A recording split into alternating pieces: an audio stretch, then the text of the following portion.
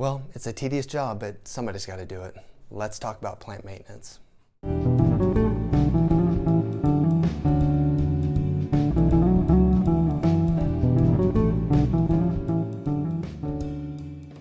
What's up, fellow plant enthusiasts? My name is Dylan Bain and this is Bain's Botanicals. Today I just wanted to do a video talking about some plant maintenance tips that maybe you could be doing if you're not already doing them.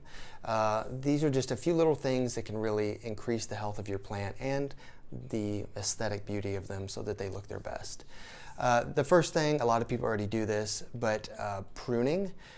We already probably prune some of our vining plants just because the vines like philodendron and pothos and things, they grow so fast that eventually they get too long, or possibly leggy if it's wintertime. So we prune them. It helps them grow better because when you prune something, it kind of sends a signal back to the roots to start shooting out another stalk. So on a pothos, if it starts to get bald on top, for instance, maybe you want it to fill out, so you would prune the bottom, that kind of thing. And we'll talk about that when we talk about pothos and such. But you can also kind of prune leaves on plants that don't look very good. I was just looking at this chrysothemis. I think it's a chrysothemis. And there's just a couple dead leaves in the bottom of the plant that I would just take out. Some plants naturally lose their bottom leaves as they get bigger because the leaves on the bottom don't get as much light, so the plant just kind of knows to get rid of them because leaves are for photosynthesis, and since these aren't contributing to photosynthesis, the plant just gets rid of them. But you don't want to leave them in the bottom of your pot because you don't want them to rot as you're watering them. That can kind of cause some problems. So just a few little cleaning, maintenance things like that. I've got a yellow leaf here. I bet if I touch this, it'll just come right off. Oh, I lied. It's still on there. But you don't want to go too far with pruning. So for instance, a vining plant, you don't want to cut all of the vines at once just because sometimes that can cause a little bit of shock.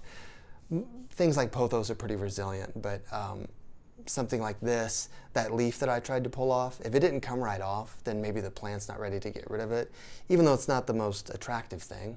But I would just leave it on there. There might still be some chlorophyll in this leaf that's contributing to photosynthesis, so maybe that's why it's not ready to drop it yet. But the next thing I would say would be cleaning your pots.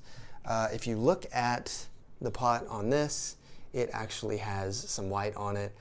It's probably not mold. It's kind of got a powdery feel to it. It could be, but it's as simple as just taking like a hot washcloth or something. Of course, these are terracotta pots. You wouldn't have this problem with plastic pots. But you just take like a hot washcloth just to kind of wipe it down, scrub that stuff off. If it is some sort of like growth, it'll kill it, just the hot water will. But mostly, like, especially if you get it around the bottom here and you water with tap water, it's probably not mold. It's probably just mineral buildup from within the soil. Our tap water has a lot of minerals in it, and most plants are pretty good about kind of getting rid of that stuff, but it still accumulates on the outside of the pot. It does give it kind of a nice patina look, but even after you scrub it, it'll still kind of have that old look if that's what you like. But the problem with leaving like salt and mineral buildup is that as you water and the pot gets wet, that can seep back into the soil. So you just kind of have to be careful. This is I believe this is an irisine. Both of these plants are just ones that I found randomly at Jungle House. Shout out to Jungle House. And they were pretty small when I got them. I'd never really heard of them, so I thought, why not? You know, they were only like $3 or $4. If they die, whatever. But they're actually doing pretty well. This one has some really nice bright red new growth on it. So if you ever see one, it's been pretty easy to take care of so far. This one, the chrysothemis, it's doing okay. I mean, it's still a really pretty purple, but these might be better suited for like outdoors, maybe in like a tropical area. But for now, they look good, so I'm keeping them. The last thing that I will say about plant maintenance is that you should be cleaning your leaves. The problem with having dusty leaves, it doesn't look good, first of all, but it's also, when you have dirty leaves, either from tap water or from just dust accumulation, you're blocking the light that could be getting to those leaves for photosynthesis. And the better you can accomplish photosynthesis within a plant, the more successful it's going to be. But additionally, when the top of a plant leaf is dirty, the stomata, which are kind of the, I mean, we'll get into that later, but they're kind of how the plant breathes and how it excretes oxygen and water, because plants breathe in carbon dioxide. I say breathe, but they breathe in carbon dioxide and they exhale, transpirate is the technical word, oxygen and water. So you want to make sure that those holes, they're microscopic, you can't see them, but you want to make sure that those are as clean as possible. If you have a plant that has a bunch of leaves on it, the best way to do it is probably just to give it a shower, because something like, something like this begonia, this is a I think it's still on here, Pinnatifida, like you can't really clean these leaves. Like I would just have to shower it to get them clean. But a plant with bigger leaves, these are still kind of small. What do I got here? I got a lot.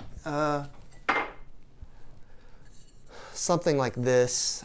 It's got big enough leaves that I can actually take just a rag or something, or a paper towel, and just gently scrub them. Don't scrub them like you're scrubbing the kitchen floor, because they are fragile, but just to make sure that you kind of get them clean. The other nice thing about doing that I prefer kind of doing it like that, is you're getting some physical interaction with your plant. You're getting that. Hopefully that's still recording, because the phone just went into low power mode. It's fine. You're getting that kind of tactile contact and interaction with your plant, which can be really satisfying. So this is a philodendron superatom. I think it might actually be Thaumatophyllum now instead of philodendron, but pretty cool plant. It's been pretty easy to grow, although I do see this leaf is getting a little yellow. But that's okay, it's on the bottom. If you have yellow leaves on top, that's more of a problem. But a leaf on the bottom that's yellowing is fine. So, there we go. So that's about it. Just prune the leaves if they're ready to come off. Clean them out of the bottom of your pot. Make sure you keep your pots clean. If you have plastic pots, I mean, you can still wipe them, but you're not going to have to like scrub off minerals and things. And just keep your plant leaves clean. That's a big one, especially when you're coming into spring and the plant's getting ready to enter its active growth phase. You want the leaves to be nice and clean so that it can really start to grow. But yeah, I think that's it. If you guys have any questions, please shoot me a comment in the comments and reach out to me on Facebook, wherever you want to find me, and I will do my best to answer. I appreciate you guys watching. Please like and subscribe. I appreciate the support, and I can't wait to see you guys. Okay, have a good one.